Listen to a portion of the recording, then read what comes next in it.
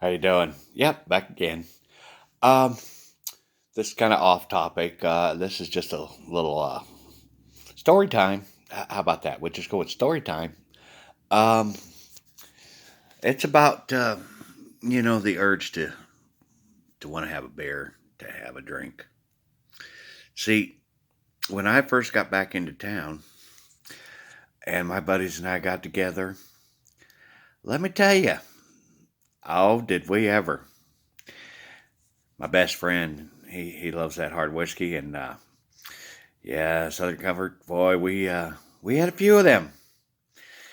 It got to where we were having a bottle each on our Friday night, and I would sleep in my truck,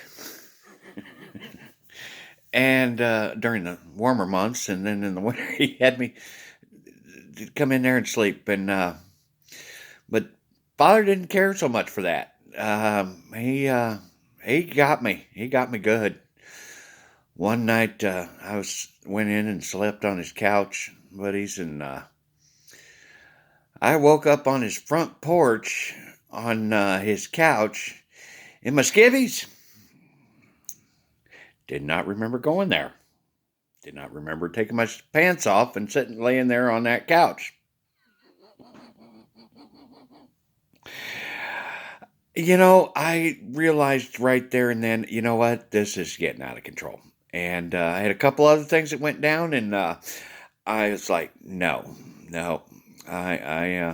So I developed a habit of realizing that maybe I have an issue with alcohol, and I'm going to have to just stay the hell away from it. So I have occasionally over there, I did have a drink of uh, some hard lemonade, and usually one or two tops. And that's been my habit since my front porch issues.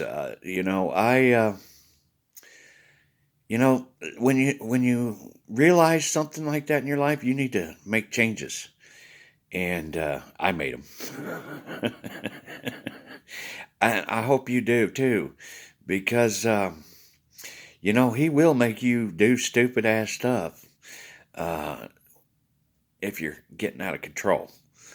And I being uh, impossible to kill or really hurt or and such, I could put away a lot of whiskey, and that didn't work well. So because it turns out I could drink till I'm blue in the face, kind of like Thor kind of thing, and I did fall over a lot. One time sitting in my damn chair, fell straight to hell over right. I know it would. What them boys up there shoved me over. I know they did.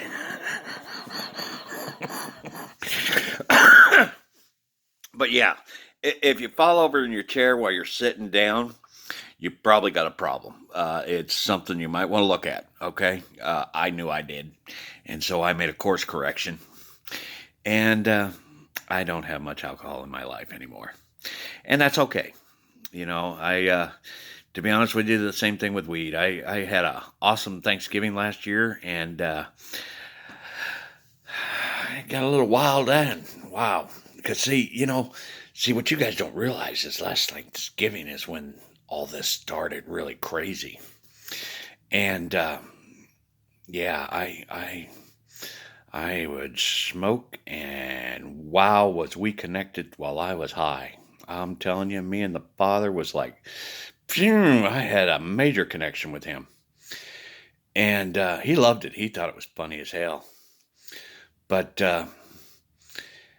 it's one of those things where we can't really give the message that that's cool. So I had to chill out on that after the Christmas, and I haven't had any since, and that's fine.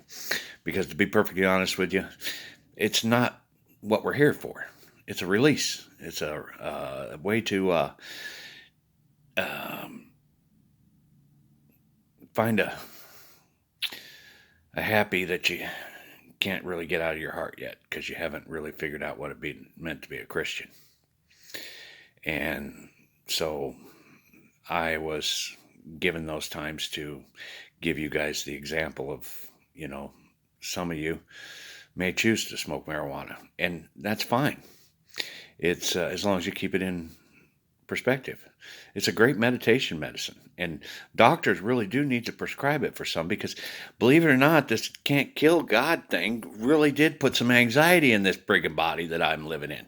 I have had some major anxiety all my life, and God has had me on a steady prescription of marijuana. It has been in my life since I was 16. It's part of numbing the nerves thing that people around me kind of thing. I just zone out and whatever, dude. And I walk on. So if you ever seen me in the past red-eyed, I was, okay? So yeah, it was, God gave me a prescription, and it really did calm my nerves because anxiety in this God body of mine was a big problem, he says. And so, yeah, he had to make sure I had a prescription. And I did. And yeah, it is what it is. And that is the God honest truth. But the best soldiers are the ones that are going to find other ways to deal with that anxiety. You don't have a God body. You have an avatar that's a challenge. Beat the challenge. Take yourself and make sure that the only time you're doing that stuff is when you're celebrating and you're having fun with your friends, and then keep it in control. That's God's plan for you, and He will totally give you the pass and the whole 9 yards as long as you don't get yourself out of control. But get yourself out of control, and He'll make sure you get the help you need, one way or the other. So just a heads up, okay? There's a time to have a drink at the bar, and there's a time to switch over to Pepsi. And you need to make that call. It's free will. And it's cool as long as you play it cool. All right? So, anyway, lesson learned? Good talk? I hope so. Wow. Yeah. I probably ain't going to want to show you those tapes, but I will. Yeah. Believe it or not, my buddies will tell you about it. Dude, he was just sitting there in the damn chair and he fell over. Yeah, he woke up on the front porch in his underwear.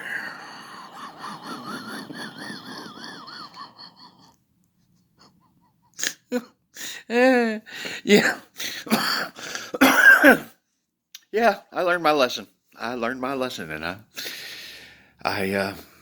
I choose not to drink right now. And besides, I got enough shit on my head right now. I am. Sometimes I wish I just sit here and talk a big old J down right now and just relax. But now that I realize what it's all about, I won't be doing that. I got to set the example.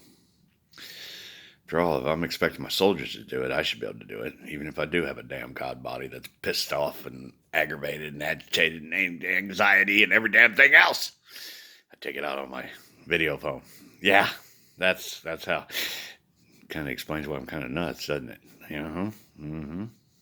Anyway, I'll be back. All right, music, coffee, routine.